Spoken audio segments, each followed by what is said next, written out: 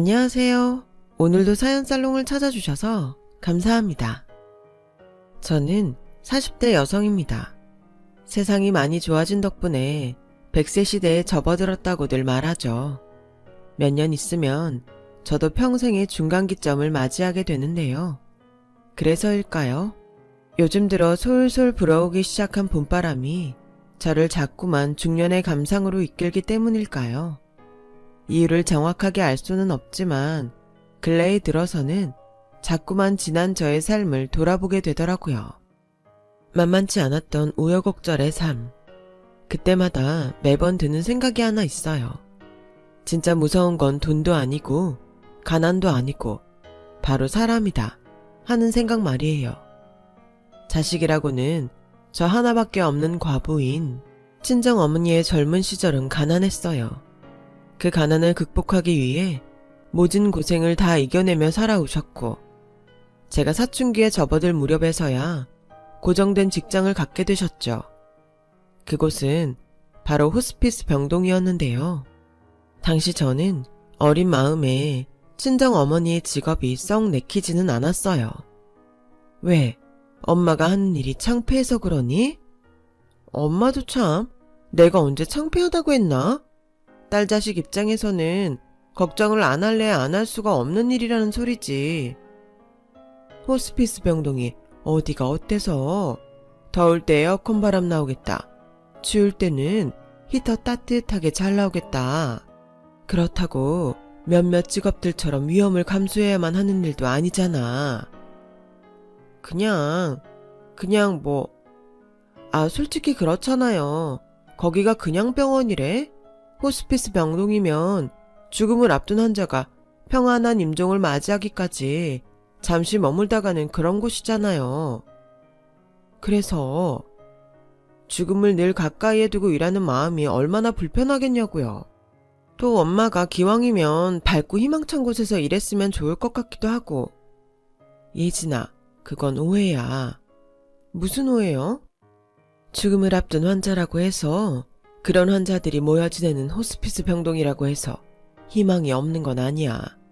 당장에 처해 있는 상황이 얼마나 어렵든지 간에 사람 사는 건 결국엔 똑같은 법이거든. 우리 환자분들도 남들처럼 봄에 필 꽃을 기다리고 가을에 질 낙엽을 기다리면서 그렇게 나름의 소망 하나씩을 가슴에 품고 살아가니까. 여튼 긍정왕이야. 누가 우리 엄마 아니랄까봐. 정 그렇게 걱정이면 엄마가 일하는 병동 한번 겨눠가 볼래? 친정어머니의 말씀이 진짜더라고요. 전 호스피스 병동이라고 하면 우중충한 죽음의 그림자가 늘 드리워져 있을 것이라고만 생각했었는데요. 막상 가보니 병동의 환자들과 근무하는 사람들의 삶은 저희의 삶과 크게 다르지 않았어요. 소소한 일상의 행복도 있었고 내일을 향한 희망들도 있었어요. 제 예상이 완벽하게 틀렸던 거죠. 그리고 견학을 마치고 나오는 길에 친정어머니께서 남기셨던 한마디가 앞으로의 제 삶을 결정지었어요. 우리 예진이 걱정 엄마도 충분히 이해해. 죽음을 앞둔 가족을 외면하고 버려두는 사람들도 분명 있으니까. 그런 상황들을 마주할 때마다 엄마의 마음도 함께 미어져 나가는 기분이기도 하고. 이제는 알아요. 그래서 엄마가 무슨 말을 하려는지도 알 것만 같아. 그런 못된 사람들은 아주 일부일 뿐이라는 소리죠? 그치. 누굴 닮아서 이렇게 똑똑할까? 닮기는 엄마밖에 더 있나? 평생 키워온 딸내미인데. 기왕 이해해주는 김에 엄마 얘기 한마디만 더 들어주지 않을래? 하세요, 뭐든. 살다 보니까 아프고 힘들 때 사람 버리는 거 아니더라. 엄마는 우리 예진이가 그런 사람이 되어주었으면 좋겠어. 아프고 힘들 때 사람 버리지 않겠다. 그날 전 친정어머니 앞에서 철석같이 약속했어요. 그리고 오래지 않아서 그날의 약속을 지켜내리라 다짐해야만 했던 순간이 연달아 닥쳐오게 되더라고요. 전 남들보다 결혼을 빨리 한 편이에요. 혼인신고를 올리던 때가 저희 부부가 사회초년생이었던 20대 초반이었으니까 지금보다 결혼을 훨씬 일찍 하고는 했던 당시의 시대상에 비춰보아도 꽤 이르다는 소리를 듣는 결혼이었죠. 제가 이른 결혼을 결심하게 된 가장 큰 이유는 바로 시아버님이었어요. 제 마음 한구석에는 친정아빠를 향한 그리움이 늘 향수로 맺혀 있었거든요. 얼굴도 기억하지 못하던 아주 어린 나이에 부친상을 겪었었으니까요. 그런 저에게 시아버님은 아주 특별한 분이셨어요. 커다란 소나무처럼 시댁을 든든하게 지탱하는 시아버님의 모습과 인품에 한눈에 반해버렸다고나 할까요?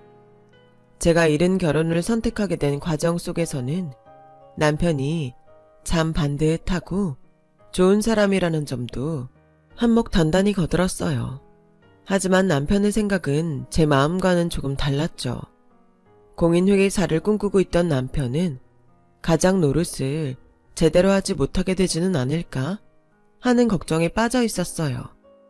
그럴만도 했던 것이 당시 남편은 공인회계사 시험에 몇 차례 낙방한 상황이었거든요. 가뜩이나 대한민국에서 어렵기로 손에 꼽는 공인회계사 시험. 더욱이 남편은 배운 일이 도둑질이라고 평생 공부밖에 모르고 살아왔던 남자. 상황이 이러니 저 또한 남편의 고민을 충분히 공감할 수 있었죠. 알아. 당신 마음 충분히 이해해. 자신의 미래조차 불확실한 상태에서 섣불리 결혼을 결정할 수는 없을 테니. 이해해줘서 고마워. 그니까 우리 결혼은 있잖아. 아니, 그럴수록 난 우리 결혼을 서둘러야 된다고 봐. 남편이 와이프를 먹여 살려야 한다는 건 어쩌면 편견일지도 모르잖아. 대기업까지는 아니라지만 나 안정적인 직장 있어. 당신 회계사 되기까지 충분히 뒷바라지 해줄 능력 된다고. 당신한테 미안해서 그러지. 정 미안하면 나중에 호강시켜주면 돼. 회계사 된 다음에. 또 떨어지면 떨어지고 떨어지다가 나이만 먹었지 직장도 없고 할 줄 아는 일도 아무것도 없는 무능한 남편이 되면? 결혼 시작도 전에 왜 무능한 남편 될 생각부터 해? 왜 벌써 떨어질 생각부터 하냐고. 쉬운 시험이 아니니까. 그래서 우리가 하루라도 빨리 결혼해야 된다는 거야. 행복은 나누면 2배가 되고 고통은 나누면 반이 된다잖아. 자기야, 아프고 힘들 때 사람 버리는 거 아니랬어. 당장 장모님 되실 분께서 하셨던 말씀이자 약속이야. 그래서 나 당신 놓을 수가 없겠어. 당신이 아니라 그 누구라도 아프고 힘들 때 버리지 않을 거야. 그니까 우리 결혼하자. 바로 그 순간이 친정 어머니와의 약속을 지켜내리라 마음먹은 첫 순간이었어요. 덕분에 저희 부부는 결혼을 약속하게 되었는데요. 그러나 끝내 결혼식을 올릴 수는 없었어요. 결혼식 전날 남편으로부터 한 통의 비보가 도착했거든요. 비보를 접한 저는 하객들에게 결혼식이 취소되었다는 소식을 전하는 한편으로 병원 응급실로 향했고 그곳에서 피투성이에 의식불명 상태로 누워 계신 시아버님의 모습과 마주하게 되었어요. 끔찍한 교통사고였어요. 참, 이걸 불행 중 다행이라고 해야 할까요? 세상 어느 누가 감히 그렇게 말할 수 있을까요? 시아버님께서는 마주오던 덤프트럭과 정면 추돌 사고에도 불구하고 목숨을 잃지는 않으셨어요. 여기서 그친 일이었다면 다행이라고 말할 수 있겠지만 긴 수술 끝에 의식을 되찾은 시아버님은 애석하게도 스스로 거동을 전혀 할 수 없는 처지가 되고야 말았어요. 목 아래로 전신 마비 판정을 받았거든요. 시아버님 앞에서는 한치의 흔들림 없는 모습만을 보이던 남편은 뒤로는 분명 무너져 내리고 있었고 바로 그 순간이 제가 아프고 힘들 때 사람 버리지 않겠다고 했던 약속을 지키겠다고 마음먹은 2번째 순간이었어요. 전 시아버님을 평생 병수발 들기로 다짐했어요. 왜 굳이 며느리인 저까지 전면에 나섰냐고요? 남편 외에 다른 자식은 없었어요. 남편은 저처럼 외동이었거든요. 시모는 사실 시모가 제일 문제였어요. 이전까지만 해도 평범한 사람이었던 시모는 시아버지의 반신불수 판정 직후부터 이상하게 변해가기 시작했어요. 외출이 부쩍 잦아진 시모는 아침에 나갔다가 새벽에서야 돌아오기 일쑤였고 어느 날부터는 아주 며칠씩 집에 들어오지 않아 버리더라고요. 심지어 늘 싸구려 향수 냄새와 술 냄새를 풍겨댔죠. 시아버지의 병상을 지키는 일이요. 제 기억에는 단 하루도 없었어요. 어른들에게 참 예의 바르고 싹싹하다는 칭찬들을 달고 다녔던 제가 오죽했으면 시모에게 대놓고 대들었겠냐고요. 오늘도 새벽이 되어서야 들어오셨네요. 싸구려 향수 냄새랑 술 냄새가 진동을 하시고요. 싸구려라니 말 조심해. 너희 세대한테는 어떨지 몰라도 우리 세대한테는 요즘 제일 유행하는 향수니까는. 그러세요? 그러면 술 냄새도 제일 유행하는 술 냄새인가요? 요즘 대체 어디서 뭘 하고 다니시는 건데요? 어디서 뭘 하고 다니는지 일일이 보고하고 다녀야 하는 거니? 하늘 같은 시애미한테 시집살이라도 시키겠다는 거야, 뭐야? 시집살이가 아니라 가족으로서 당연히 해야 하는 일을 전혀 신경도 안 쓰시니까 문제인 거죠. 아버님께서 어머님은 오늘 또 어디 가는지 물어볼 때마다 제가 얼마나 민망한 줄 아세요? 꼴에 마누라 찾아대기는? 하기사, 사내놈의 것들은 나이 차면 부인밖에 없다고 하기는 하더라. 아, 무슨 말씀을 그렇게. 진짜 해도 너무하시네요. 아버님이 평소에 어머님이라면 얼마나 끔찍했는지는 벌써 다 잊으신 거예요? 다 지나간 옛일 운운할 거 없고 너나 정신 똑바로 차려 이거사. 손가락 하나 까딱까지 못하는 반신불수 시애비 편이나 들기 전에 이 집안의 주도권이 누구한테 있는지부터 살피라는 소리야. 오늘처럼 나한테 버릇없이 굴다가는 쥐도 새도 모르게 소방 맞고 쫓겨나는 수가 있으니까. 어머님. 비슷한 다툼이 며칠에 한 번씩 반복되었고 그때마다 전 시아버님을 지켜내겠다는 다짐을 되새겼어요. 하지만 병수발이라는 것이 저의 생각처럼 쉽지만은 않더라고요. 시아버님께는 살림살이에 서툰 아들 자식의 손길보다는 섬세한 며느리의 손길이 더더욱 필요하셨어요. 그런 일들이 하나씩 쌓여가다 보니 직장 생활과 병수발을 병행하기에는 현실적으로 불가능한 상황까지 이르렀고 그렇게 전 결국 직장에 사표를 내야만 했죠. 남편은 생계를 짊어지기 위해 공인회계사 시험 준비를 미뤄둔 채로 공사장을 전전하며 막일이라도 해야만 했고요. 매 순간 저희 부부는 심적인 한계를 느꼈지만 시아버지를 위한 헌신을 택한 것에 후회는 없었어요. 기약 없는 병수발을 꿋꿋하게 이겨내며 매일 밤 서로를 다독였어요. 아프고 힘들 때 사람 버리는 거 아니다. 그런 저희 부부의 모습이 시아버님 보시기에는 참 안타까웠던 모양이에요.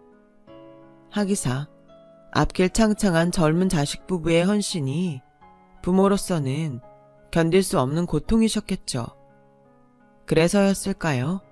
시아버님 병수발이 1년째 접어들던 무렵 제게 넌지시 이야기를 꺼내셨어요. 있잖냐 새아가 원래는 내가 이 세상을 떠난 뒤에 전하려고 했던 얘긴데 말이다. 그런 말씀 마세요. 세상을 떠나긴요. 자식 며느리가 든든하게 곁을 지키고 있는데요. 아무리 그렇다고는 해도 미리 준비할 건 해야지. 네, 따로 유언장을 준비하기도 버거운 몸이 되어버렸기도 하고. 아버님 제발요. 마음 단단히 먹고 들어. 결혼 인사 다닐 때 배웠던 둘째 시숙 기억하지?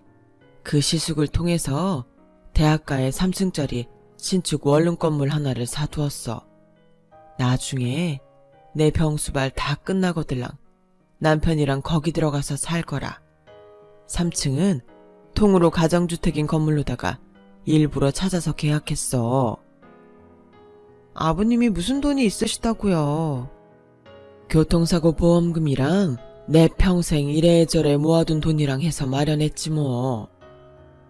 아니요, 절대 받을 수 없어요. 다음에요. 받아주어야 해. 그래야 내가 훗날에 눈을 감을 일이 생기더라도 마음 편히 감지. 이대로는 고맙고 미안해서 쓰겠니? 병수발은 고마워하셔도 돼요. 그치만 미안해하실 것까지는 없잖아요. 자식이자 가족으로서 당연히 해야 되는 일인데요. 하필이면 결혼 전날에 사고가 나버리는 바람에 너희 결혼식도 못 올렸잖니. 혼인신고만 덜렁 해놓고 사는 너희 모습을 볼 때마다 안타까웠어. 많이 미안하기도 하고. 아버님, 내 병수발이 자식이자 가족으로서 당연히 해야 되는 일이라고 했지? 네, 나도 부모로서 당연히 해야 되는 일이라고 생각해. 시아버지 사랑이다 생각하고 그렇게 받아주렴. 언젠가는 태어날 손주에게 좋은 환경을 마련해주고 싶은 할아버지 마음이기도 하고. 결국 전 며칠 고민한 끝에 시아버님께서 마음의 선물로 준비한 그 건물을 받기로 했어요. 단 아주 훗날에 천명을 다한 시아버님께서 하늘나라로 떠난 다음에서야 상속 절차를 마무리 짓겠다며 거듭 양해를 구했죠. 시아버님도 흔쾌히 동의해 주셨고요. 그렇게 몇 년, 저희 부부의 헌신적인 병수발 덕분에 시아버님께서는 의사마저도 장담할 수 없다던 그 몇 년 동안을 이 세상에 머무르셨어요. 그리고 제가 첫 아이를 출산했다는 소식을 들은 며칠 뒤에서야 여한 없다는 눈물을 흘리시며 숨을 거두었죠. 그런데 제 출산 자리에도 시아버님의 임종 자리에도 코빼기 한번 비추지 않던 시모가 모습을 드러낸 건 장례식장이었어요. 상주 노릇이라도 제대로 하기 위해서였냐고요? 그럴 리가 없죠. 어김없이 싸구려 향수와 술냄새를 풀풀 풍기며 나타난 시모는 웬 제비스러운 중년 사내의 팔짱을 꼭 낀 채였거든요. 시모의 꽃무늬 알록달록한 차림새를 마주하고 있자니 참 기가 찰 노릇이더라고요. 예의 정도는 차리셨어야죠. 다른 사람 빈소에 꽃무늬를 입고 와도 욕먹을 판국에 어머님이 상주잖아요. 아버님 장례식장이잖아요. 남이사 꽃무늬를 입던 꽃가옷을 입던 내가 뭔 상관이라디. 남들 보기에 나 부끄럽지도 않으세요? 외간 남자 팔짱까지 떡하니 끼고서는 그 사람 대체 누군데요? 어디 캬바레 춤선생인가? 아니면 제비? 아버님 병석에 누워 계시는 동안 설마 춤바람 나셨던 거예요? 캬바레 아니고 콜라텍이었어. 아, 그래요? 요즘 콜라텍은 술도 파는구나. 춤바람이 무슨 자랑이라고. 젊은 년이 앞뒤 꽉 막혀가지고서는 요즘 100세 시대야. 나 정도면 아직 젊고 창창한 나이인데 그런 내가 똥오줌도 못 가리는 인간 옆에 평생 묶여 살아서야 쓰겠니? 그리고 새 시아버지 될 사람 앞에서 지금 그게 무슨 말버릇이야? 아니요, 저희 아버님은요, 소나무처럼 든든했던 그분 한 분뿐이세요. 병석에 누워 계시면서도 자식 며느리 걱정 끊이질 않던 우리 시아버님밖에는 없다고요. 근데 제비 같은 춤선생, 우린 그런 사람을 아버님으로 인정할 수도 없고 받아들여 줄 수도 없어요. 아시겠어요? 자식 며느리 걱정? 그래, 말 잘했다. 죽은 그 인간이 니들 주겠답시고 3층짜리 원룸 건물 하나 해뒀다 하지? 거기 들어가서 살 생각일랑 꿈도 꾸지 마. 벌써 이 양반이랑 신혼살림 다 꾸려놓고 오는 길이니까. 이 양반이요? 신혼살림이요? 지금 제정신이세요? 술을 너무 많이 마셔서 벌써 치매라도 걸리셨어요? 건드릴 걸 건드리셔야죠. 내 재산 내가 알아서 하겠다는데 제 3자가 어디서 갑질이야? 그 집은요, 아버님이 저희 부부랑 손자한테 남긴 사랑 그 자체예요. 이 세상을 떠나면서 남긴 마지막 마음이라고요. 근데 그걸 건드리겠다고요? 당신 진짜 미쳤어? 차라리 미쳤다고 치자꾸나. 미쳤다는 욕 한마디에 가져갈 수 있는 재산치고 3층 원룸 건물이면 내 쪽이 훨씬 이익이니까. 그리고 너도 정신 똑바로 차려. 내가 죽은 저 사람 정실 부인이야. 법적으로 내가 1순위 상속자야. 시모의 말을 듣는 내내 속으로 역겹더라고요. 전신마비 시아버님을 거들떠보지도 않으면서 뒤로는 춤바람만 피워댔던 주제에 이제 와서 정실부인 운운하는 게 이치에 맞기나 하냐고요. 더 역겨웠던 건 시모와 춤 선생이 장례식 부조금까지 몽땅 챙겨서 도망을 쳤다는 것이었어요. 맞아요. 처음부터 그럴 목적으로 왔던 거죠. 춤바람에 눈이 멀어버린 나머지 남편의 죽음 앞에서도 돈밖에 보이지를 않았던 거죠. 결국에는 사람의 탈을 뒤집어 쓴 짐승이라는 사실을 스스로 증명했던 거고요. 결국 시아버님의 장례식은 소동 속에서 마무리되었고 저희 부부는 발인을 마치고서야 원룸 건물로 향했어요. 그랬더니 글쎄 진짜로 신혼살림을 차려놓은 시모와 춤 선생이 와인을 마시며 애정행각을 벌이고 있더라고요. 저희 부부는 그런 모습을 마주한 것만으로도 토악질이 나올 지경이었고 시모와 보고 살지 않겠다 다짐했어요. 지금이야 좋겠죠. 행복하겠죠. 돈은 돈대로 거머쥐었겠다. 옆에 새 남자도 하나 끼고 앉았겠다. 원했던 걸 전부 다 이루었으니 세상 다 가진 기분이겠지. 근데 그 인생의 결말까지 쭉 해피엔딩일까요? 난 아니라고 보는데.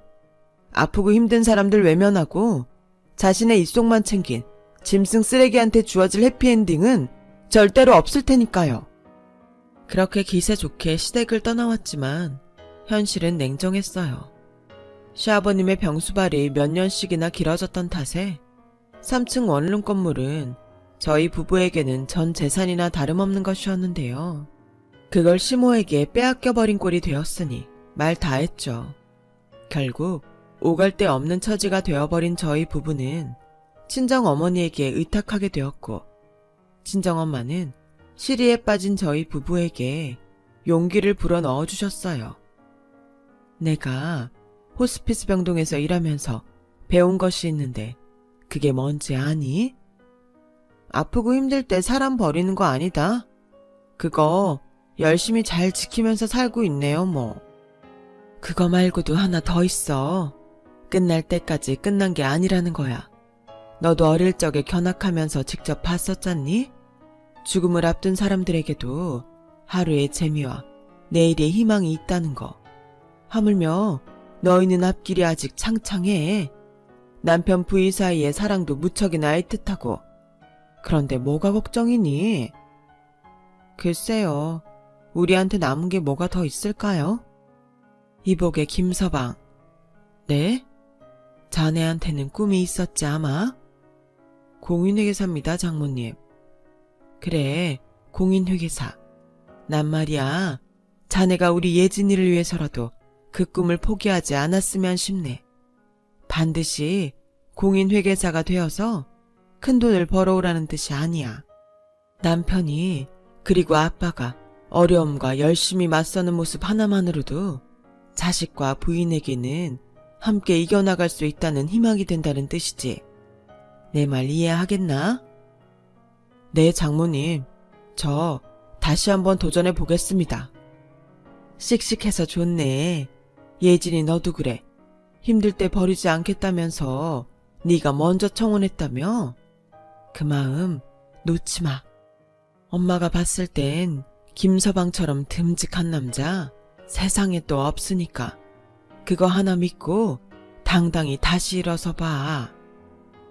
저희 부부는 엄마 덕분에 숨 돌릴 겨를조차 없이 치열한 삶을 살기 시작했어요.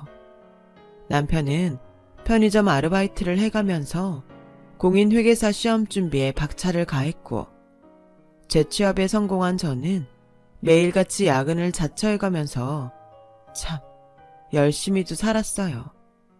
야근 수당을 받아 남편의 아르바이트 부담을 조금이라도 덜기 위해서요. 그런 모든 순간 친정 어머니는 저희 부부에게 든든한 언덕이 되어주셨어요. 남편을 위해 수험생에게 좋다는 식단을 언제나 준비해 주셨고 손주도 키워주셨습니다. 모두가 각자의 역할에 충실했던 덕분에 생활은 차츰 안정되어 갔고 제가 직장에서 승진하던 날에는 서로 얼싸안고 감동의 눈물을 흘리기도 했었죠. 그렇게 5년, 정확히는 5년 6개월이라는 시간이 흐른 어느 날에서야 한 호텔 결혼식장에서 저희 부부가 의절했던 시모와 재회하게 되었어요. 시모를 마주친 저희 부부는 그럼 그렇지 하는 실소를 흘렸고 시모는 저희 부부를 보며 경악했어요. 저희 부부는 호텔 내식장에서 뒤늦은 결혼식을 호화롭게 올리는 신랑 신부였는데 시모는 남은 뷔페 음식물 쓰레기나 정리하며 허드렛 일을 하는 입장이었거든요. 지난 5년 6개월 전, 그러니까 정확히는 제가 직장에서 승진했던 바로 그날, 남편의 공인회계사 최종 합격 소식이 있었어요. 또 얼마 지나지 않아 대형 회계법인에 떡하니 취직까지 했고요. 남편은 2년간의 수습회계사 시절을 똑부러지게 버텨내었고 이후로 저희 부부의 살림살이는 하루가 다르게 쭉쭉 뻗어나갔어요. 저도 그제서야 알게 된 사실인데요. 공인회계사는 일반 사기업보다 월급 상승폭이 훨씬 크고 빠른 직업이더라고요. 초봉 5천만 원에서 시작한 남편의 연봉은 매년 1,000만 원씩 상승했고 그렇게 5년 차에 접어들어 연봉은 1억이 되었죠. 물론 각종 성과급들은 제외한 순수 연봉만 따진 금액이니 꽤나 수입이 좋았습니다. 물론 저 또한 한몫 단단히 거들었어요. 직장 생활하며 알뜰살뜰 모아온 자금을 바탕으로 실버 산업에 재테크를 했고 아주 큰 성공을 거두었거든요. 이처럼 경제적으로 남부럽지 않은 가정이 된 저희 부부는 저희 부부가 결혼식을 치르지 못한 일이 늘 아쉬움이셨던 친정엄마의 걱정을 덜기 위해 호텔 결혼식을 준비했던 것이었고요. 돌아가신 시아버님도 걱정하셨던 부분이었고요. 반면 저희 부부의 전재산이나 다름없었던 3층 건물을 빼앗아 갔던 시모는 대체 왜 결혼식장에서 남은 뷔페 음식물 쓰레기나 정리하는 신세가 되었을까요? 친척들 통해서 소식은 종종 듣고 있었어요. 사실 크게 놀랍지도 않더라고요. 늙음하게 춤바람 나서 자식이고 나발이고 다 팽개친 여편네의 결말이야 뻔할 테니까. 춤선생한테 전재산 싹 가져다 바치고 버림당했다면서요. 그 와중에도 정신 못 차리고 환심 사보겠답시고 빚까지 내가면서 명품 선물 줄줄이 해대다가 빚쟁이의 알거지까지 돼버렸고. 그럼 니들은 그 얘기를 다 듣고도 모르는 척 연락 한 번을 없었다는 거니? 천벌을 받을 것들. 배 아파 낳아준 부모한테 어떻게 그럴 수가 있어? 말은 바로 하죠. 배 아파 낳은 자식 잘난 건 당신이고 지금 당신 처지야말로 천벌이지. 이것이 근데? 말 조심해요. 허드렛 일이나 하는 주제가 큰 소리 낼 자리가 아니야. 우리가 컴플레인 한마디만 걸면 그나마 일용직 일자리마저도 없어질걸? 그럼 그 제비춤 선생님한테 갖다 바치느라 쌓여버린 빚더미는 무슨 수로 갚으려고. 그러지 말고 이제 그만 화해하자꾸나. 살다 보면 이런 일 저런 일 다 있는 거지. 괜히 다 지난 옛날 일로 트집이나 잡지 말고 가서 한복이나 한 벌 준비해와. 기왕이면 싸구려 말고 장인이 직접 만든 한복이었으면 좋겠구나. CM이 사회적인 체면이 있지. 이 와중에 명품 한복? 고생 덜 하셨나봐. 아직 정신 못 차린 걸 보면. 남자한테 정신 팔려서 악다구니 칠 때는 언제고 자식 내외가 호텔에서 결혼식 치를 만큼 성공했다니 한복 떡하니 차려입고 혼주행세 하시게? 왜요? 장례식 부조금처럼 우리 축의금도 도둑질해보지 왜? 너 보기보다 꽁한 구석이 있구나. 이게 다 너희를 위해서야. 혼주 없는 결혼식이라고 뒷말 나올성 싶어가지고. 글쎄, 아직도 모르겠어요? 친척 어른들이 왜 우리 결혼식을 당신한테 숨겼을까? 또 시아버님 장례식장에 춤선생 팔짱 끼고 나타난 당신을 목격했던 조문객들하고 오늘 우리 결혼을 축하해주러 온 하객들하고 다른 사람들일까? 이미 당신은 나랑 남편이 사는 세상으로부터 몹쓸 여편네라고 완전히 낙인 찍혔다는 거잖아. 꼭 이런 식으로 나와야겠니? 그래, 좋아. 그렇다면 없는 사람처럼 얌전히 꺼져주마. 대신? 다만 몇 푼이라도 도와주면 안 되겠니? 요즘 진짜 너무 많이 힘들어서 그래. 우리 식구들 전부가 힘들었던 시절이 있었죠. 기약 없는 병수발 드는 나랑 남편이나 자식에게 의존할 수밖에 없었던 시아버님이라. 다들 너무 버거웠어. 하지만 당신은 어쨌더라? 우리에게 눈길이나 한번 줘봤던가? 아니잖아. 아프고 힘들 때 사람 버리는 거 아니라면서, 맞아요.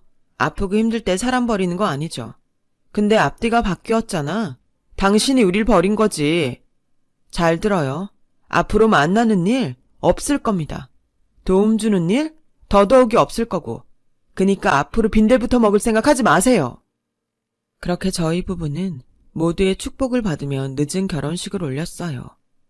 혼인신고만 해두고 살아온 자식에 대한 친정 어머니의 아쉬움을 훨훨 날려가면서요. 진짜 무서운 건 돈도 아니고 가난도 아니고 바로 사람이다 하는 생각을 다시 되새겨 보아요. 타인의 마음에 상처 입히는 건 다름 아닌 인간 같습니다. 반면에 아프고 힘들 때 사람 버리는 거 아니다라는 친정 어머니의 말 또한 되새겨 보았어요. 그것도 곰곰이 생각할수록 맞는 말씀이더라고요. 상처 주는 것도 사람이지만 세상을 살아가는 데 있어서 가장 의지가 되는 존재 또한 사람이니까요. 저 또한 제가 소중한 사람에게 힘이 될 수 있는 사람이길 바라봅니다. 여러분께 삶에서 많이 힘든 순간을 이겨내게 해줄 인연이 옆에 있기를 바라며 항상 행복하세요. 여러분, 사연 댓글에 응원과 현명한 조언 부탁드려요. 좋아요와 구독은 저에게 큰 힘이 됩니다. 오늘도 좋은 일 가득하세요.